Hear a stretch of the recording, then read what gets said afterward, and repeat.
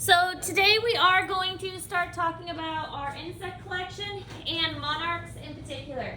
The monarchs we are going to catch and tag and release, but in order to do that, we need to understand how to correctly tag them, also a couple other identification things about them, how to handle them and that kind of thing, because you guys are going to be doing the tagging yourself.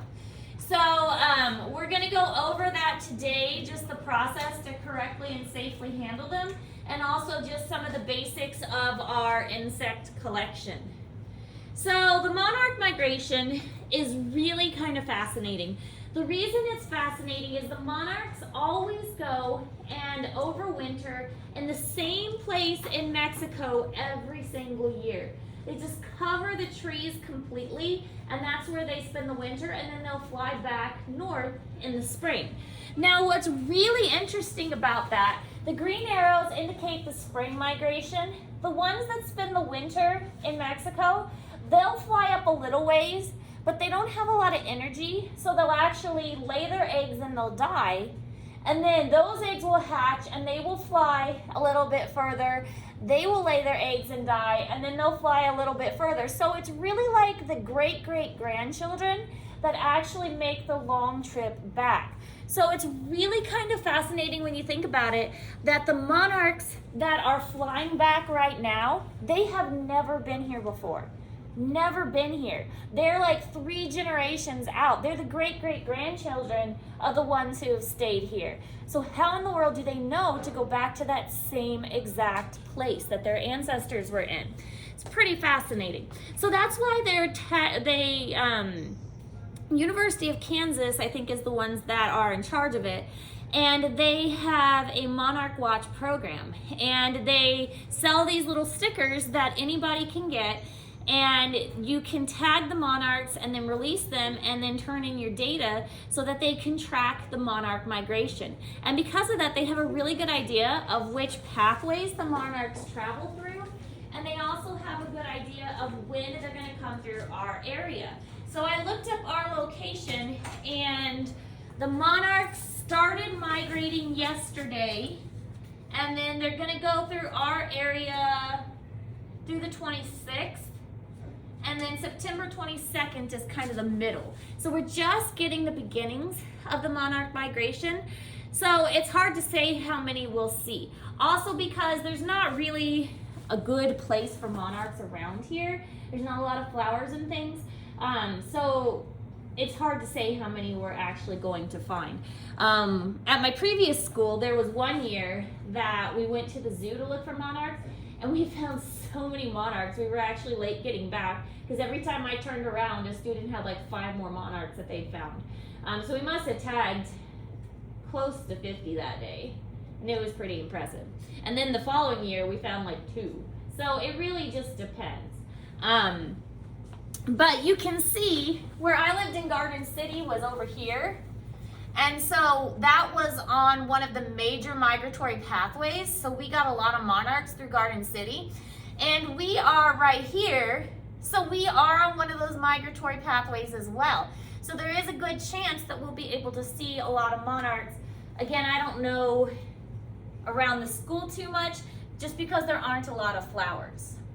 But we'll see what we can find. So again, I wrote it on the board. The peak migration for our area is September 14th through September 26th. Today's the 15th, so we're just getting into it, which is a good time to start. And the middle of migration, where you're probably going to see the most, is September 22nd.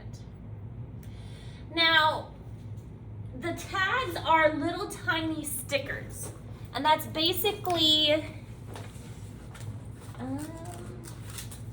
they look like this. So each one of these has a unique ID on it, and this is what we're going to be placing on the wing of the butterfly. So here's a butterfly, and here's the monarch tag, and when we catch a monarch, we're going to write all this information down. We have clipboards with pens, and then we'll write where it was located, when it was located, who found it, and whether it's male or female. Then we put the sticker on, we write the sticker number down, and then we release it.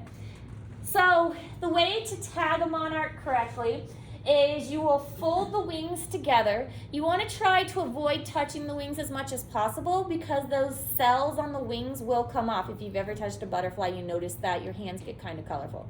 Do you have a question, Caleb? Yeah, how do you tell if it's male or female? We're going to get to that. Yeah. So you'll fold the wings together close very gently, and then this part right here is where you're going to put the sticker. It looks kind of like a mitten, okay? So that's kind of the part we're going for, is this mitten part. And then you're going to gently press the two wings together. So put your hand on either side of the butterfly and press that sticker on there and hold it very gently for a couple seconds. Now, you don't want to touch the sticker a lot, okay? Because the sticker, it has a lot of sticky on the back, and the more you touch it, the more oily your fingers will get on it. And we're gonna watch a video about this process in a moment. The video shows them actually using like a little paper clip to take the sticker off. We're not gonna do that because if we're outside, it's a little harder to do that, but try to touch the sticker as little as possible. And then you'll put it on the mitten part, and then you'll squeeze both sides of the wing gently. You want to squish your butterfly. And then after a couple seconds, it'll be good to go. So this video is going to show us the basic tagging process. So we're going to watch this very quick. And this guy walks us through step by step what he's doing. Now, some people actually raise monarchs and then release them. So one of the things we'll indicate is whether it was wild or whether it was captive. All of ours are going to be wild because nobody in here raised monarchs, did they? Might be a fun thing to do next year. Oh, and speaking of raising things, our baby sea monkeys hatched. We have baby sea monkeys now. We are proud parents. They're very tiny, but they're there. You can look at them later. Okay, anyway, tagging monarchs.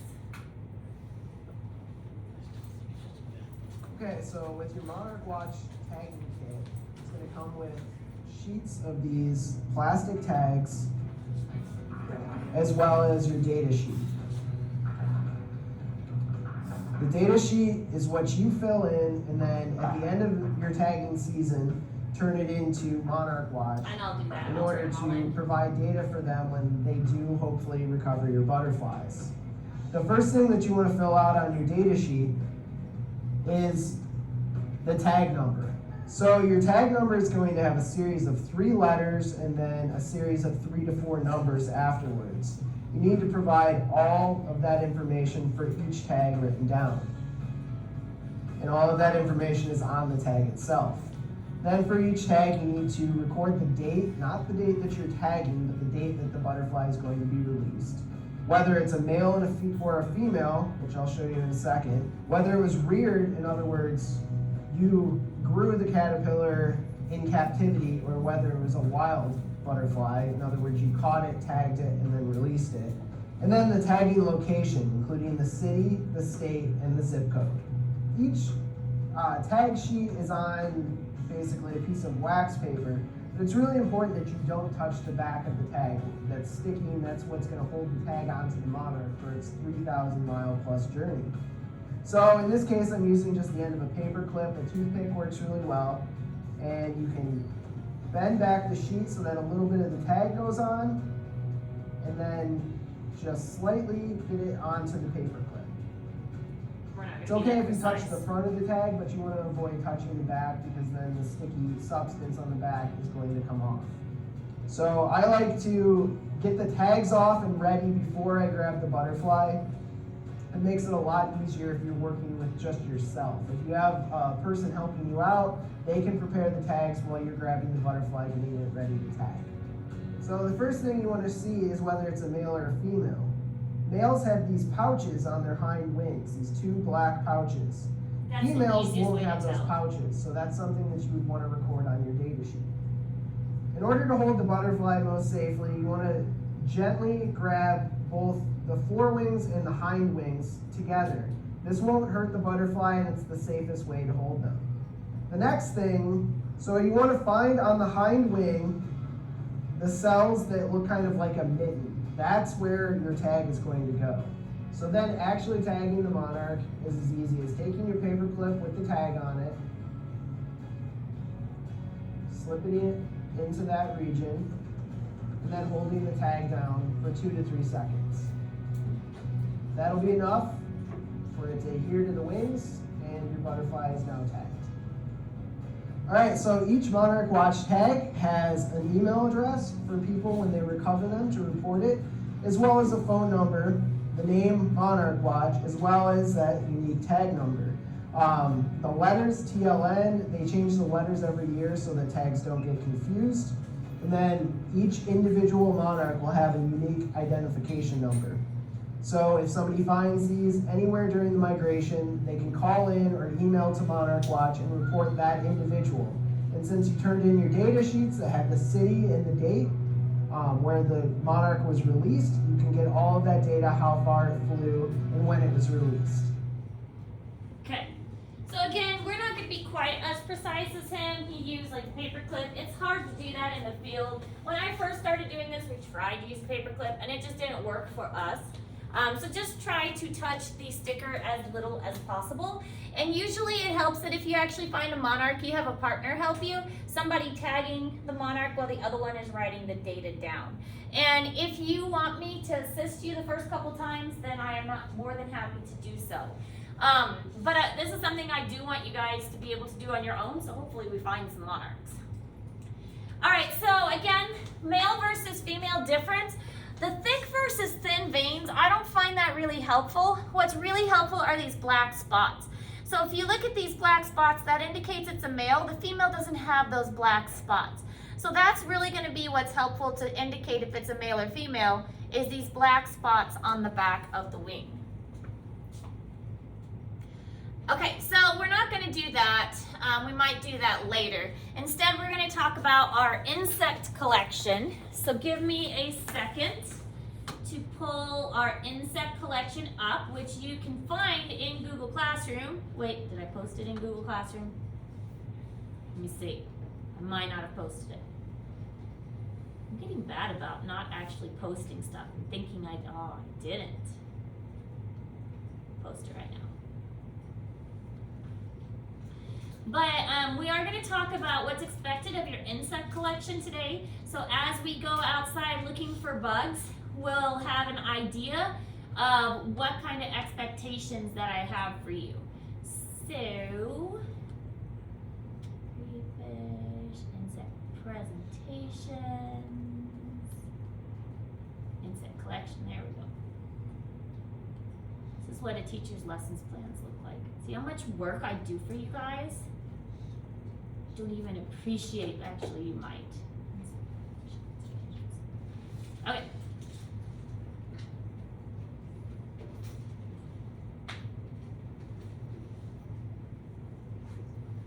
Go faster. Okay, insect collection, here we go. It's gonna be worth 50 points, which is more than a test. So that can tell you how much effort I want you to put into these insect collections. I did decide we're gonna go with 15 different insects, all right? It should be easy enough to find 15 insects. For college, I had to do 30, and they all had to be very specific. So they have to be different. You can't come to me with 15 different crickets, okay? They have to be different. So we're looking at like, praying mantis and dragonfly and ant and wasp. I mean, we're 15 different kinds. Now, if you get extra, I'm fine with you trading other students, all right? If you catch some extra, usually we find lots of sulfur butterflies. They are pretty common. So if you find extra butterflies, you can share with your neighbor or friend or whatever, okay? I don't mind sharing bugs and trading bugs. Don't turn it into a black market though and start selling bugs. Hey, I have this really rare bug. How much are you willing to give me? Don't sell the bugs. We're gonna have to pin them correctly. Now, the pinning is, there's a very precise way to do that. We will talk about that more when we get to that point. We are not at the pinning point. We haven't even got our bugs yet. So the way we're gonna catch them is we've got the nets, but then we're gonna put them in Ziploc bags, and you're gonna write your name on the Ziploc bag. In fact, it's probably a good idea to get into the habit of carrying a Ziploc bag with you, just in case you find a cool bug. You can put it in the Ziploc bag really quick. So we'll put them in the Ziploc bag. We'll have our name written on that, and then I'll collect them into a big Walmart bag, and then I'll probably have to take them home and freeze them because I think this is a refrigerator and not a freezer. I haven't opened it much because it smells really bad. It smells like formaldehyde. So I'll probably have to take them home and freeze them, but that's not a big deal. So that's how we're going to collect them. Your insect collection needs to be properly labeled, and the other thing is your bug should not be missing any major parts or be too damaged. It needs to be in good shape. You can't bring me half a bug and expect to get full points for it, all right? Especially here in Boonville when we have so many bugs available. In Garden City, I was a little more lenient because, in truth, different kinds of bugs was hard to find.